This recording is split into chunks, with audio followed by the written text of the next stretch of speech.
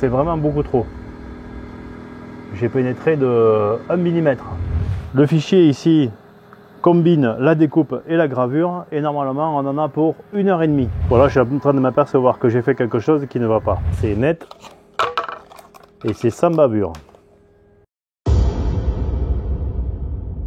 Ce serait dommage de découper ou de graver à côté. Il faut faire un petit peu attention vu le prix des matériaux. Ceux qui penseraient que découper une boîte comme ça avec un graveur laser ça n'a aucun intérêt, eh bien ici la réponse elle est simple. C'est qu'en 7 minutes, les mains dans les poches, elles n'ont pas la même taille. Du coup, pour les rentrer, ben, c'est pas forcément, pour les ranger plutôt, eh bien, c'est pas forcément l'idéal. Bon, au départ, je me suis posé la question de savoir si c'était vraiment de la qualité parce que c'est vraiment pas très cher. Bonjour et bienvenue sur cette chaîne de bricolage. Je viens d'allumer le poêle parce qu'il fait pas très chaud à l'atelier.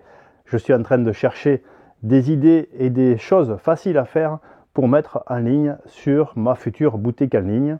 Et le jeu de dames que j'avais fait ne me satisfaisait pas. Donc je vais essayer un jeu d'échecs. C'est un petit peu plus compliqué. Il y a des pièces à faire, mais les pièces, je ne vais pas les faire avec un graveur laser, je vais les faire avec une imprimante 3D. Donc ce sera l'occasion de vous remontrer le Creality Falcon 2 que j'ai mis à l'intérieur d'une caisse. Je vais voir si ça va mieux parce que quand je l'utilise de façon intensive, eh bien j'ai beaucoup de fumée. Et j'ai déjà le poêle qui fume pas mal au démarrage, qui me remplit l'atelier de fumée. Si en plus j'y rajoute de manière constante un graveur laser, ça devient vite irrespirable. Bon, hier ça a été un petit peu le bazar. J'en ai mis partout, je vais commencer donc à ranger, ou peut-être que je vais commencer à découper le damier et la boîte au laser. Comme ça, pendant ce temps-là, eh bien, je rangerai l'atelier. Parce que je vais faire donc un damier qui se démonte et je vais faire une boîte pour ranger les pions et le damier à l'intérieur. Le tout avec du contreplaqué de 5 mm. Et la dernière fois que je l'ai fait avec un 10 watts. Ça a été assez compliqué. Cette fois-ci, c'est un 20 watts. Donc le contreplaqué ne devrait pas me résister. 2 heures après avoir démarré le chauffage, je suis à 12, j'étais à 5 au départ. Il va quand même falloir que je range un petit peu pour pouvoir installer l'ordinateur. Ce laser, ce niveau laser là, il me sert beaucoup chaque fois que je veux réaliser des étagères. C'est très pratique pour mettre de niveau ou pour mettre vertical.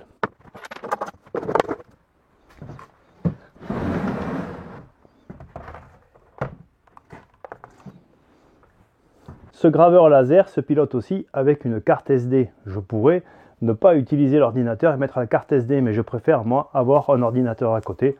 Ça me permet de le faire bouger, c'est quand même beaucoup plus pratique. Enfin, je trouve que c'est beaucoup plus pratique. Alors, je découpe dans un panneau qui normalement est beaucoup plus grand que ça. Là, je l'ai déjà découpé, mais je vais découper 2 carrés de 400 par 400. C'est la taille que j'utilise pour faire les objets, puisque je suis limité par la surface de travail des graveurs laser. Et à part le hors-tur avec l'extension que je vous ai montré, les autres, eh bien, ils font 400 par 400 grosso modo. Là, j'ai toujours le même problème, c'est que j'ai le bois qui est complètement plié. Mais comme j'ai une surface qui est plus petite, je devrais avoir moins de problèmes qu'avec le hors-tur avec une surface de 400 par 800. Ça va m'obliger à faire 2 fois le même boulot, mais l'avantage c'est que comme la surface est plus petite, eh bien normalement ça devrait mieux se passer.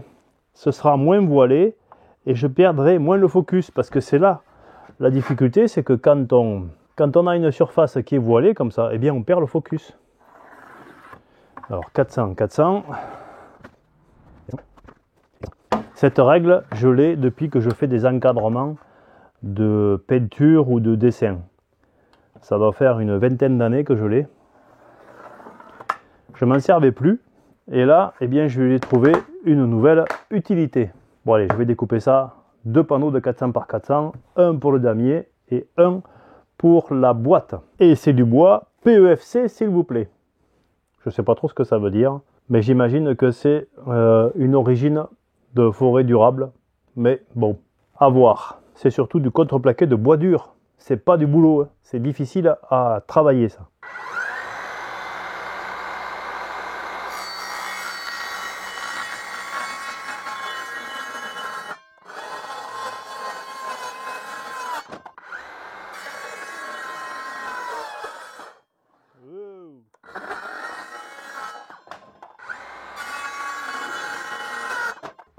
Et voilà, 2 panneaux pour aller découper au graveur laser. Alors pour graver, j'utilise des fichiers PNG.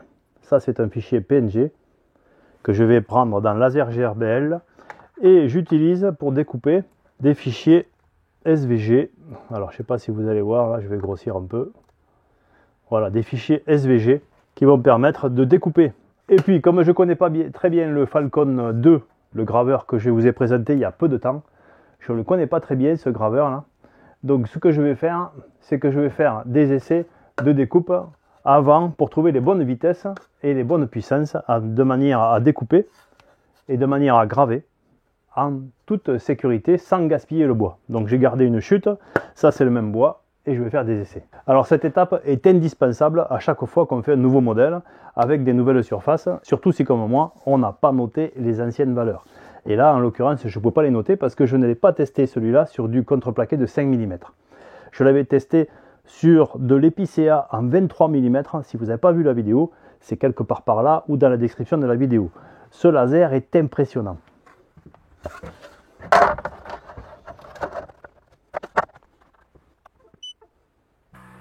Allez, c'est parti, le focus est fait. Je vais essayer de découper un petit carré. Je mets les racistes et c'est parti. Ah, j'ai oublié de mettre la VMC.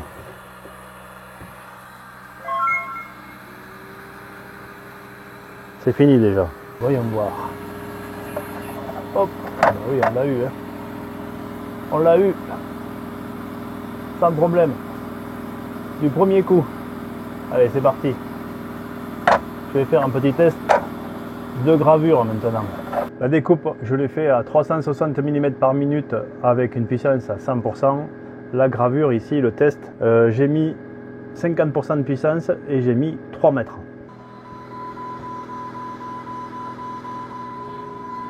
Je pense que c'est encore trop. Je suis en train de brûler là. Ouais, c'est beaucoup trop.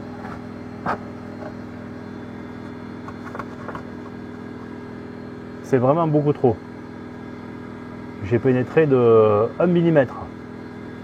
Alors je vais baisser la puissance et je vais encore augmenter la vitesse. Là j'ai mis 6 mètres par minute et j'ai mis que 30% de la puissance.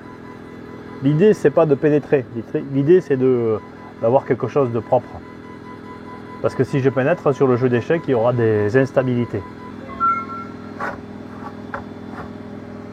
Voilà, on a pénétré un petit peu.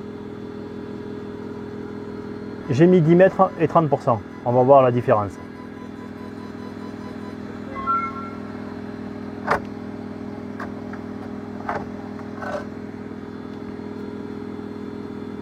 Bon, c'est mieux. C'est mieux. Donc on va laisser 10 mètres et 30%.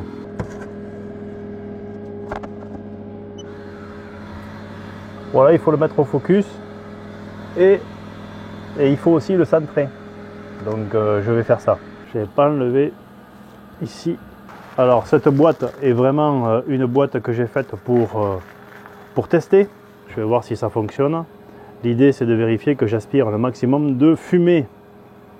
Parce que quand on découpe, ça fait de la fumée. Le fichier ici combine la découpe et la gravure et normalement on en a pour 1h30. Ce qui va me laisser le temps de faire le rangement de l'atelier. Bon, et pour ce qui est de la fumée, je vais avoir un peu de mal à sentir la différence parce que le poêle s'est mis à fumer tout à l'heure, mais bon, ça c'est une autre histoire. Donc il y a déjà beaucoup de fumée, mais cette fumée, elle est due au poêle. Bon, le test de cette cage, vraiment au bon moment. Il faudra que je le fasse vraiment quand j'aurai pas de poêle. Ça, je le garde pour allumer le feu. Ça fonctionne très très bien. Alors ces boîtes de rangement sont bien, hein. Je suis content. Par contre, j'en ai pas assez. Donc il va falloir que j'en fasse d'autres. Et je vais les faire différemment parce que ici, pour aller chercher à l'intérieur, là il y a un gros espace, on arrive à aller chercher au fond. Mais par exemple celle-ci, eh bien là c'est plus compliqué pour aller chercher au fond. Donc je pense faire autrement. Et en plus, j'en ai fait 2 séries et puis elles n'ont pas la même taille. Du coup, pour les rentrer, c'est pas forcément pour les ranger plutôt. Eh bien, c'est pas forcément l'idéal. Donc il va falloir que je les refasse. Parce que je ne peux pas faire de boîte dans laquelle les mettre. Et quand je les entasse toutes les unes sur les autres, je suis embêté. Voilà, j'ai une amélioration à faire. Sur le principe, c'est bien quand on en a 2 ou 3. Moi j'en ai une dizaine maintenant et c'est pas suffisant. Voilà, je suis en train de m'apercevoir que j'ai fait quelque chose qui ne va pas. Ça va bien quand ça découpe, parce que ça va lentement et puis ça fait pas tout le tableau, toute la surface, mais là il y a un câble qui va m'arracher quelque chose, donc je vais le couper.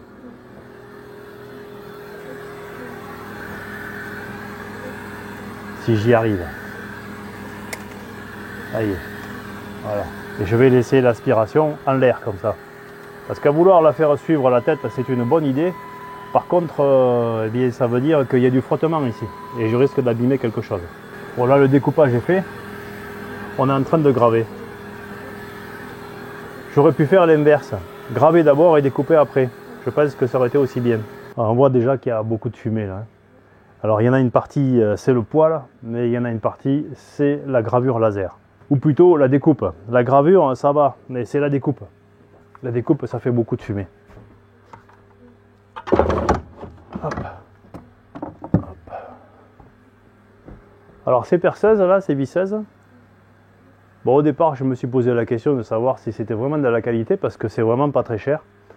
Ça fait presque, pour certains, ça fait 1 an que je les utilise de manière assez intensive et pour l'instant il ne se passe rien. Celle-ci par exemple, je l'ai utilisée de manière intensive dans l'abri de jardin que j'ai fait. J'avais l'intention de la démonter pour voir à l'intérieur si je l'avais usée ou pas. Parce que la grosse perceuse Peugeot que j'avais, elle m'a lâché suite à la réalisation de cet atelier. Quand j'ai commencé l'abri, elle m'a lâché. Je vous l'ai montré en vidéo. Celle-ci, j'ai fait tout l'abri et elle fonctionne encore. Avec une toute petite batterie. C'est vraiment efficace. Vraiment efficace. Donc la question c'est, est-ce qu'à l'intérieur elle est usée ou pas? Est-ce que je suis à la limite? J'ai hésité à la démonter pour voir à l'intérieur, mais à ce moment j'ai pas trop de temps. Si j'ai du temps, je vais démonter ça pour voir, par curiosité, parce que je suis très curieux.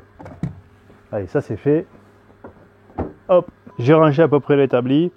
Il me reste ici des pièces pour un futur projet, mais ça j'en parle pas tout de suite.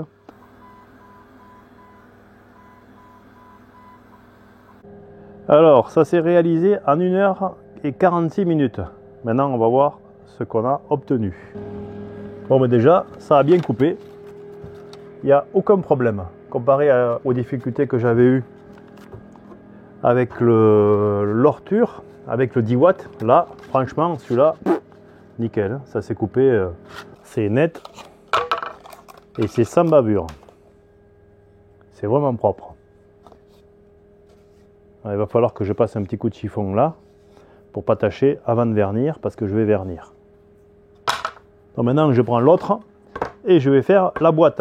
Là c'est le même principe, un fichier de gravure et un fichier de découpe rajouté sur Laser GRBL. J'ai fait un tuto pour montrer comment on pouvait faire pour mettre 2 fichiers à l'impression. Donc là c'est parti. Je vais faire un test pour vérifier que je suis à l'intérieur et puis je lance la gravure et la découpe. Pour vérifier que je suis à l'intérieur, je fais la touche frame. Hop. Et je fais le tour ici du cadre. Ça aussi, c'est une vérification à faire avant de lancer la gravure parce que là, on est sur du 400 par 400. Ce serait dommage de découper ou de graver à côté. Il faut faire un petit peu attention vu le prix des matériaux. Le contreplaqué, la feuille de contreplaqué, elle coûte 15 € les 600 par 1200. Donc ça fait quand même un petit budget. Là, les 10 mètres par minute, ils prennent toute leur efficacité sur des grandes plaques comme ça. Parce qu'on a le temps d'accélérer et de ralentir.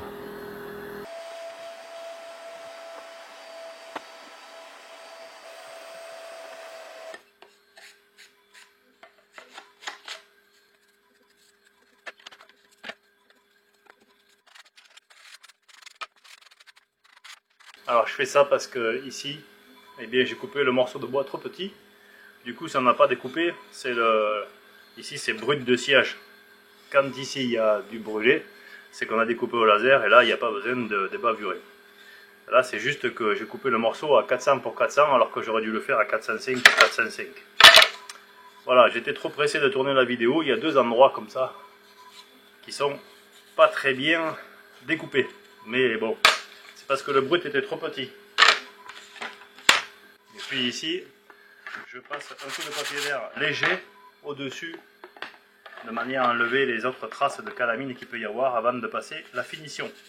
Pour le reste, ici c'est vraiment très propre. Hein. C'est ce que je voulais. Pas trop profond, pas trop brûlé, c'est parfait.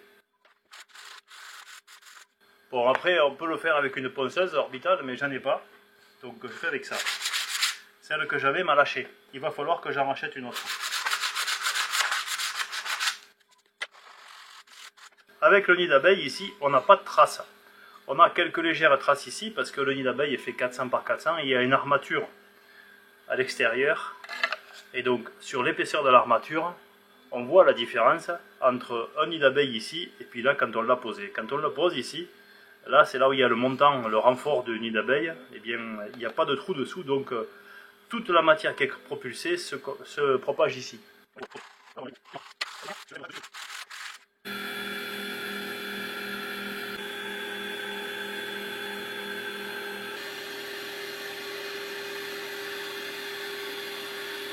Ceux qui penseraient que découper une boîte comme ça avec un graveur laser, ça n'a aucun intérêt, eh bien ici, la réponse elle est simple.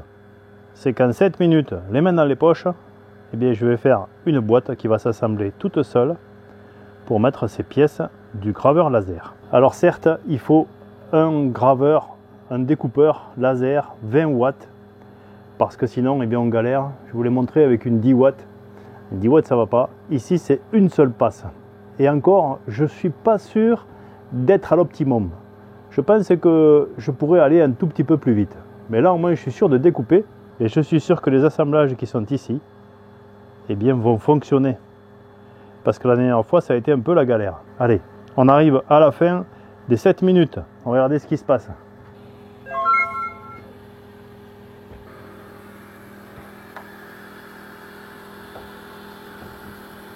La dépouille est encore fumante. Et voilà. Alors encore une fois ici je me suis trompé. J'ai coupé le morceau de brut trop petit. Mais alors pour le reste... Hein.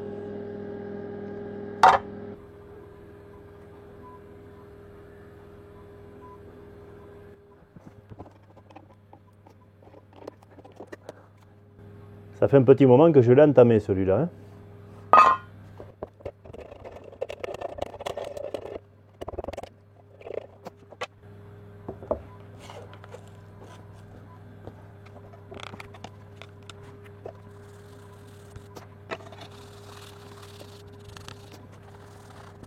Alors il ne s'agit pas ici d'avoir une finition miroir, mais il s'agit ici d'avoir quelque chose d'un petit peu différent, avec un aspect un peu vintage. De toute façon, la qualité du bois ici est pas très bonne. Elle est même un peu pauvre, on va dire, puisqu'il y a quand même pas mal d'imperfections, que ce soit au niveau des épaisseurs ici de la surface principale. Donc du coup, la gravure ne donne pas le même résultat. Que ce soit au niveau des fissures qui apparaissent ici, au niveau de la couche supérieure. Ce n'est pas des rayures, ce sont des fissures dans la couche supérieure qui apparaissent avec le vernissage. Bon, si vous voulez voir un vernis miroir avec ça, je vous conseille d'aller voir une vidéo où j'ai mis quelque chose par là. Ici, ce n'est pas du tout l'objectif. L'objectif ici, c'est d'avoir une protection rudimentaire et d'avoir cet aspect un peu vieilli comparé au brut. Voilà, ça fait ressortir le damier. Je trouve que c'est pas mal, je trouve que c'est sympa. Vous me direz dans les commentaires ce que vous en pensez. Et puis ici là, on aura l'impression que j'ai écrit des lettres à l'envers, puisque c'est pas dans le bon sens, mais en fait j'ai pris un modèle sur internet, en fait un modèle de jeu. J'ai fait comme si je voulais acheter un jeu d'échecs, et quand j'ai regardé comment c'était fait, eh bien suivant le bas ou le haut, parce qu'il y en a un c'est le bas et l'autre c'est le haut du damier, eh bien c'est écrit à l'endroit ou à l'envers. Alors, je ne suis pas un spécialiste du jeu d'échecs. S'il y a des spécialistes, dites-moi dans les commentaires si j'ai fait une bêtise, si c'est comme ça que ça doit se faire. Ou alors si j'ai vraiment fait, ou s'il faut que je recommence mon petit modèle. Bon, de toute façon, ça c'est vraiment un prototype, c'est pas quelque chose qu'on peut vendre, c'est vraiment un prototype et c'est pour voir ce que ça donne. Puisque c'est comme ça que je vais faire des prototypes et puis si ça me plaît, eh bien j'en ferai plusieurs exemplaires. Bon allez, je continue. Et ce vernis marine là, il est super.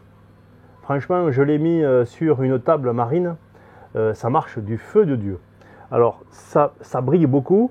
Il faut faire attention parce que c'est pas très dur en surface. Donc si on vient avoir quelque chose de dur qui vient frotter longtemps dessus, le brillant s'en va.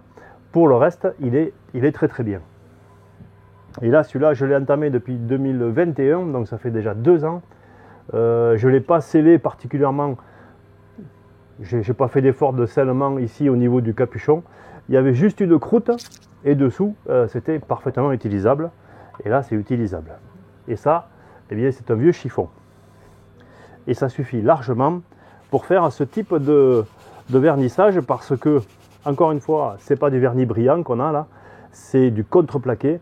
Il y a de la gravure dessus, donc ça a déjà un aspect assez rêche, assez brut. Et je veux le conserver, je ne veux pas avoir un vernis brillant. Donc ça, c'est parfait. La seule chose qu'il faut faire attention, c'est de ne pas avoir de poussière dessus, de copeaux par exemple, qui viennent ici se coller avec le vernis.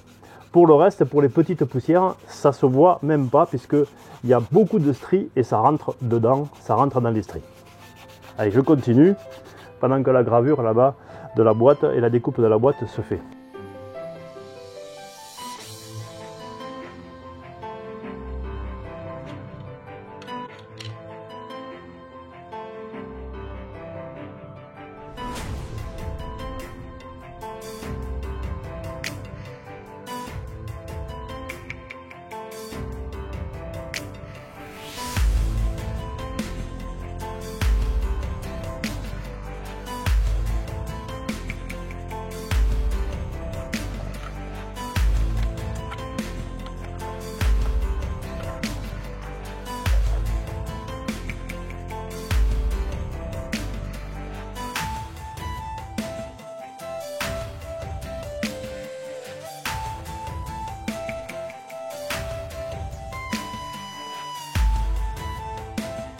J'ai réalisé ces pions sur Blender, c'est un logiciel de conception en 3 dimensions. Et là, en l'occurrence, j'ai décidé d'imprimer ces pions comme ils sont posés sur le damier, c'est-à-dire verticaux. J'ai pensé à les imprimer couchés, mais quand on les met couchés, on voit tout de suite que ça ne va pas faire un aspect sympathique parce que sur la partie supérieure, eh bien, on va se retrouver avec des traits qui sont disgracieux. Alors, j'ai d'abord imprimé en blanc, pièce par pièce.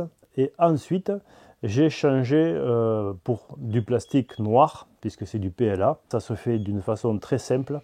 Et donc après, eh bien, il ne restait plus qu'à nettoyer. Et cette fois-ci, eh bien, j'ai un modèle. Maintenant, si je veux le refaire, j'ai un modèle d'impression du demi-jeu complet, c'est-à-dire des pions blancs et puis des pions noirs. Mais pour en arriver là, il a fallu que je fasse des tests d'impression pièce par pièce. Alors non, ce n'est pas parfait, ce n'est pas un jeu parfait puisque c'est un prototype et c'est par là qu'il faut commencer quand on veut faire quelque chose que l'on va commercialiser. Alors j'ai pas une grande expérience de la commercialisation, par contre j'ai un niveau d'exigence qui est important. Là, en l'occurrence, je peux le donner à quelqu'un qui me connaît, à quelqu'un qui est proche, mais je ne sais pas si je serais fier de le donner à quelqu'un qui ne me connaît pas. Parce qu'il y a quand même pas mal d'imperfections. Il y a beaucoup de travail pour faire seulement ce jeu d'échecs. Il y a beaucoup de travail de conception, de recherche, puisque par exemple ces modèles de figurines, je les ai entièrement conçus sur Blender. J'aurais pu les acheter, j'aurais pu prendre un fichier qui est en libre accès. Attention toutefois que ces fichiers sont en libre accès, mais pour un usage personnel. Donc moi, si je veux le vendre, je ne pourrais pas le faire avec ça. Il faudra que j'achète une licence. La boîte, avec ses gravures, avec sa forme, ses dimensions, le damier, c'est aussi moi qui l'ai conçu, donc ça prend beaucoup de temps. Et ensuite, il y a la réalisation. Donc la réalisation, elle est encore pas parfaite. La boîte, je ne suis pas sûr que ce soit comme ça qu'il faille la faire. Je crois que je vais faire une vidéo pour vous montrer tous les essais de boîte que j'ai fait, parce que j'en ai fait plusieurs modèles, pas forcément pour les jeux d'échecs, mais plusieurs modèles de conception. Et il y a quelques petites astuces à savoir quand on veut faire ce genre de boîte. Donc peut-être que je ferai une vidéo là-dessus. Si ça vous intéresse, n'hésitez pas, laissez-moi des commentaires. Pour les figurines, j'ai testé une imprimante qui m'a été envoyée récemment. J'ai fait une vidéo pour présenter l'imprimante. C'est une imprimante à fil. Et ce n'est pas forcément le meilleur type d'imprimante pour réaliser des figurines. D'autant que mes modèles, eh bien, je vais pouvoir les revoir parce que j'ai été obligé de rajouter beaucoup de supports et donc beaucoup de travail de nettoyage après et de quantité de fil perdu, tout simplement parce que j'ai fait des choses qui ne sont pas conçues pour une imprimante à fil. Après, les pions sont très légers aussi, donc ils tiennent bien debout, mais ils sont légers. Moi, j'avais l'habitude, quand je joue aux échecs, d'avoir des pions un petit peu lourds. Et puis, je ne sais pas si le damier est bien proportionné par rapport aux pions, ou si les pions ne sont pas proportionnés par rapport au damier. Je pense que je pourrais faire des figurines un petit peu plus grandes. Toutefois, en faisant attention après à pouvoir les rentrer. Donc là, c'est pareil, il faut faire des essais. Il faut faire un jeu d'échecs qui est plus grand et regarder si ça rentre dans la boîte. Donc tout ça pour vous dire que quand on veut faire quelque chose comme ça ne se fait pas en claquant des doigts. Ça nécessite beaucoup de temps, de réflexion et de réalisation et de test. Et ça me semblait important de le partager avec vous parce que quand on fait des essais comme ça, eh bien c'est comme ça qu'on apprend. Sinon, on n'apprend rien. Si on fait que copier, on n'apprend rien. Alors qu'en testant, en réalisant, en se trompant et en recommençant, c'est là où on apprend. Enfin, c'est toute ma philosophie. J'espère que vous la partagez. J'espère que vous êtes curieux. Parce qu'ici, on est sur une chaîne de bricolage. Aujourd'hui, on est sur la réalisation d'un jeu d'échecs. Mais demain, peut-être qu'on fera de la mécanique automobile avec la même méthode, c'est-à-dire qu'on essaye, on se trompe, on recommence et on apprend. Je vous dis à très bientôt dans un prochain épisode de bricolage. Celle-ci a été très très longue. J'espère que vous l'avez appréciée. Si c'est le cas, comme d'habitude, pensez à me remercier en mettant un pouce levé. Pensez à vous abonner si vous êtes curieux et bricoleur. Et revenez me voir pour un prochain épisode. Je vous dis à très bientôt et d'ici là, soyez curieux, soyez prudents et bricolez bien.